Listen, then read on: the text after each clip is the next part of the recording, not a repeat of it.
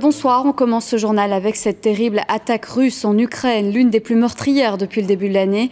Au moins 34 personnes ont été tuées et plus de 80 autres blessées. Ce matin, 2 missiles balistiques russes ont frappé le cœur de la ville de Soumy, au nord de l'Ukraine.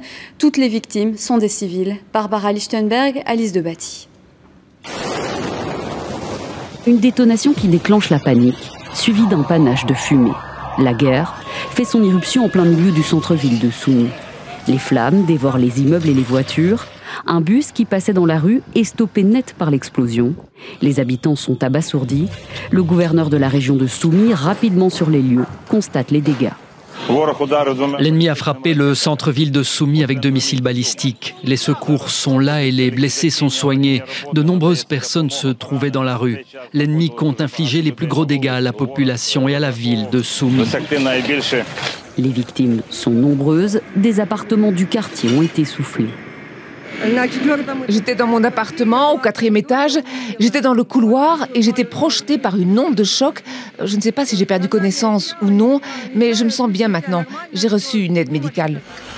Cet après-midi, les secours ont sorti des cordes et des décombres. Les habitants à genoux dans la rue pleurent leurs disparus. D'autres témoins de l'attaque russe sont encore entre la vie et la mort. Des dizaines de blessés ont été transportés à l'hôpital.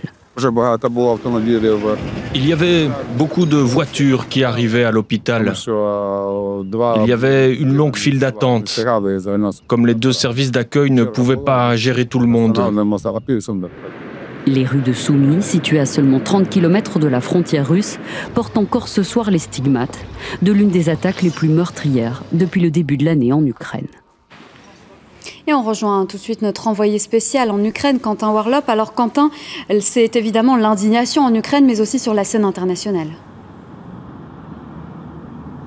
Oui, Mariam, au moins 34 morts et une centaine de blessés. Un bilan toujours provisoire ce soir pour l'une des frappes les plus meurtrières de ces derniers mois. La ville de Soumy, on la connaît bien avec Gary Wanty, mon caméraman. On était là-bas il y a encore quelques mois et je peux vous dire avec certitude que les rues qui ont été touchées n'ont absolument rien de position militaire. Ce sont des rues qui sont commerçantes et parfois même piétonnes. Et c'est peut-être là la raison pour laquelle des centaines de civils ont été touchés ce matin et des dizaines de familles ukrainiennes endeuillé ce soir. L'émotion évidemment partout ici en Ukraine, dans le pays.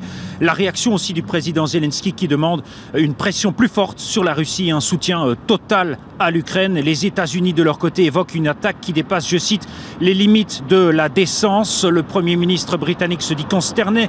La plupart des pays européens en fait ont réagi aujourd'hui. L'Allemand Olaf Scholz parle d'une attaque barbare. La Première ministre italienne Giorgia Meloni dénonce une attaque russe horrible et lâche, alors qu'Emmanuel Macron de son côté estime que Moscou poursuit une guerre au mépris des vies humaines.